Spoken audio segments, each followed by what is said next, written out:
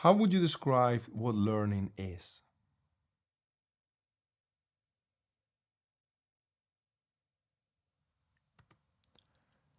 How do you learn then? What are the processes that you follow when you're learning, and what are the different elements involved?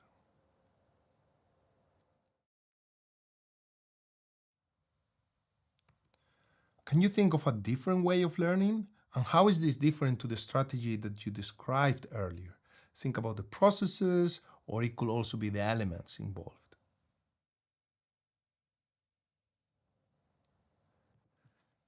Typically, when we learn, there is information that is being fed to us.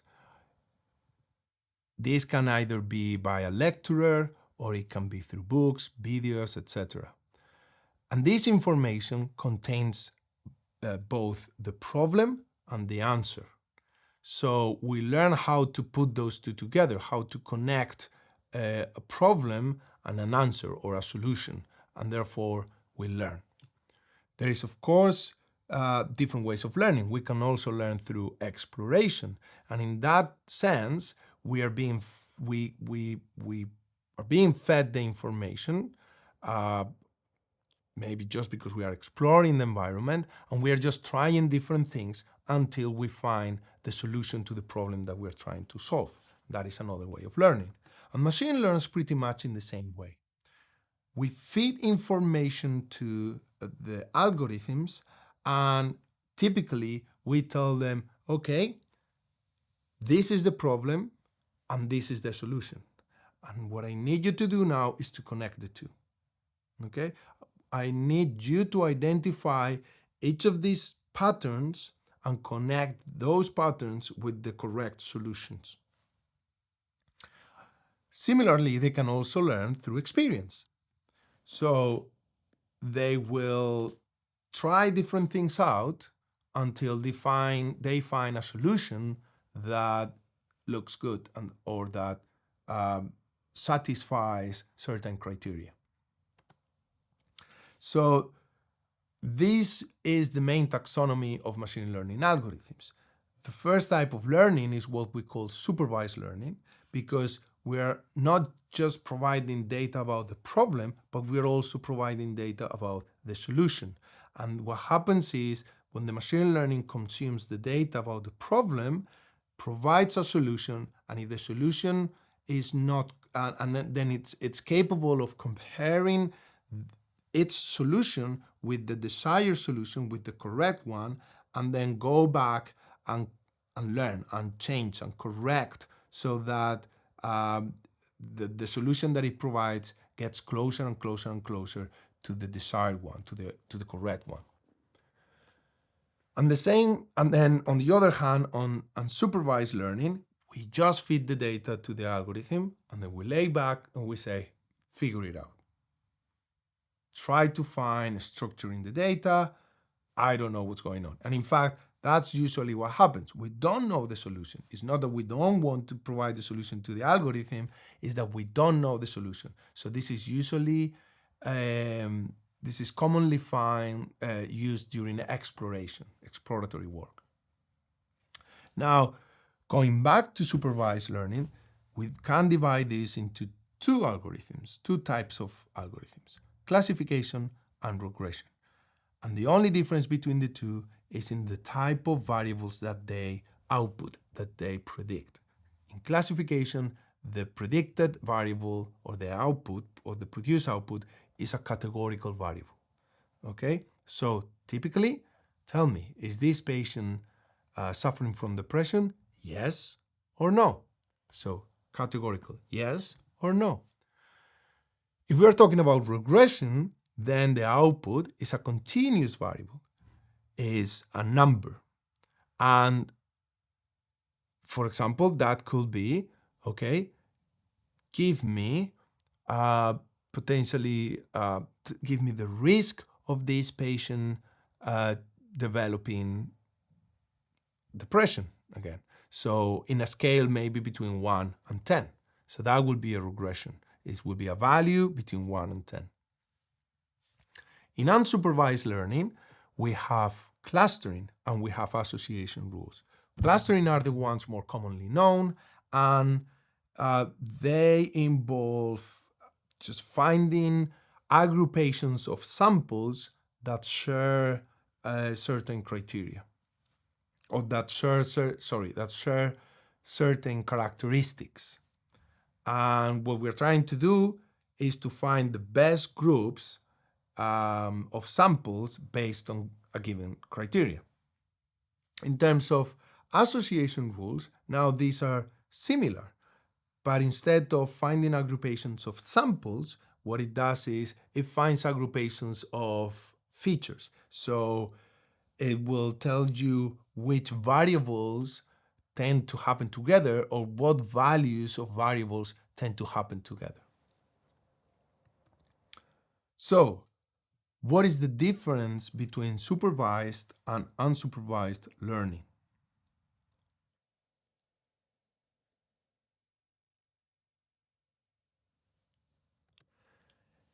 So in supervised learning, and only in supervised learning, the desired output is available. And we call this the target in machine learning. And it's available for each data sample that is provided during learning or training. In unsupervised learning, we don't provide the target, and indeed we may not know the target. There may not be a target. So machine learning are just but mathematical equations. Okay, it's a mathematical machine, if you want. And what it does is a machine learning algorithm. What it will do is it will pass the data or a given sample, where we have different variables, different values for different variables, a feature vector. It will pass that feature vector through a mathematical equation, and it will produce a number at the output. Now, that mathematical equation can be tweaked. That mathematical equation contains not only input arguments, which is the data that we're feeding it, but also other variables that can be modified. And we classify these variables in two in machine learning. We talk about parameters and we talk about hyperparameters. And the main difference between the two are that parameters are internal to the models and they can be derived from the training data, and hyperparameters are external to the model and they cannot be derived from the training data. They can only be derived through trial and error. When I say that they can be derived, I mean their optimal values can only be derived by the training data for parameters and by trial and error for hyperparameters. So let's look at parameters first. In parameters then, we have the data, we define the objective of the machine learning, and when we combine these two together, we can find what are the optimal values of the parameters, what are the values of those parameters that allows me to obtain the objective function with the most accurately, that allows me to reach my objective with the highest performance possible. So that's how we define the parameters, and that's how we can find the values, the optimal values of the parameters. And that is part of the training process of the machine learning. In the machine learning, it starts without knowing anything, meaning the values of these parameters usually start with random values. And then we need to modify those so that, as I say, based on the data we have and based on the objective that we have defined, that we can achieve the highest performance. Now, what is this objective function then? What am I talking about here? Well, again, just to put it to explain it through an example, if we are talking about classification, then the objective function would be, well, to classify all the samples, ideally, as many samples as possible, accurately, correctly. So we could define the objective function through the error. For example, is, okay, of all these samples, how many of them I incorrectly classified? Okay, that would be the error. And so the objective function will be to minimize that error. And actually, we have the data, so that's the input arguments, x and y in this case, and we have parameters. And the objective function is, okay, minimize this error, and I will allow you to change the parameter β1. Okay, so the thing that we're interested on here is the value of that β1, which is why I said what we want is the argument that minimizes the function f of x and y given β1. The issue is that, so you can see a visual representation of this on the right-hand side, an ideal representation of this. We want to reach the bottom where the error is 0. Ideally, that's not, in the real world, that's not how it looks. The error function is usually way noisier. We have local minima and we have global minima, and it can be very, very, very, up and down. It's not always very smooth, so it's not that simple to find the global minima, the maximum minima, which is what we want to achieve. And often we don't have just one parameter. If we have 2 parameters, for example, then what we have is a surface error. And then typically also we don't have 2 parameters. Typically we have hundreds of parameters or even thousands of them. Then we have the hyperparameters. And hyperparameters, we said, we can only optimize them through trial and error. So that is because hyperparameters are parameters that are external to the model, and the way I like to see them is that they are parameters that have more profound changes on the mathematical apparatus within the machine learning algorithm. And therefore, we need to set those hyperparameters from the get-go. So we have the data, we have the objective, and we need to set the value of the hyperparameters. Then with that, we can train the model, we can optimize our parameters, and then once we are done, we can go back, try another set of hyperparameters, and go again through the process, obtain a performance, go back, change again the hyperparameters, obtain the performance, go back, change again the hyperparameters, so on and so forth. And then at the end, we just select the hyperparameters that gave us the best performance. So it's not something that we are deriving mathematically from the data and the objective. It's just trial and error, trial and error, trial and error. Whereas with the parameters, there is a mathematical way to find the optimal value so that we don't need to trial and error to try all the different possible values for our hundreds or thousands of parameters, which will be an intractable problem, most likely. Again, as I was saying, trial and error.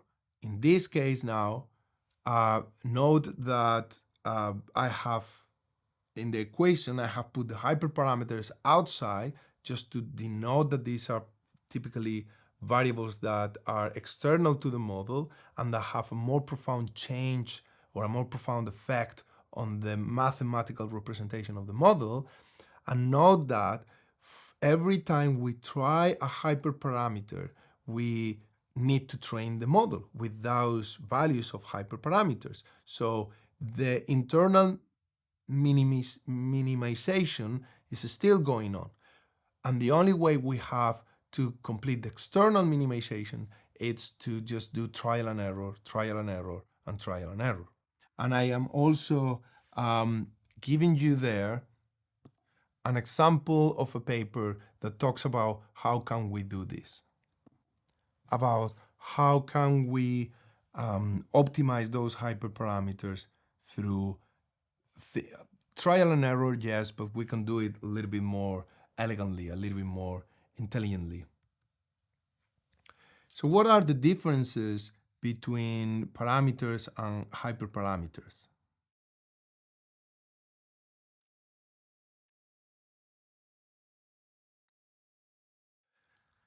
So yes, parameters can be optimized through learning and training, while hyperparameters cannot. They can only be optimized, as we have said, through trial and error.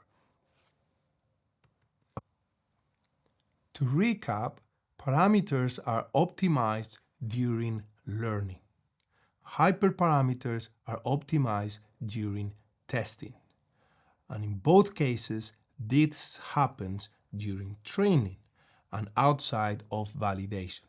Remember again that the way that we're using these terms, we split the data first into training and validation, and then we further split the training data into learning and testing. So we can use the learning set to learn the optimal values of the parameters. We can use the testing set to then optimize the hyperparameters through trial and error. And then once we have both parameters and hyperparameters fixed, then we can move into validation to evaluate how the model performs on unseen data. As in humans, machine learning algorithms get better at their task as they put more effort into learning it. In this graph, I'm showing you how the error typically changes as the training effort increases. The solid line represents the learning error. That is the error that we get when we evaluate the algorithm using the learning data, the data that we use to optimize our parameters. And the dashed line represents the testing error, and that is the error that we get when we evaluate the model using the testing data, which is unseen data.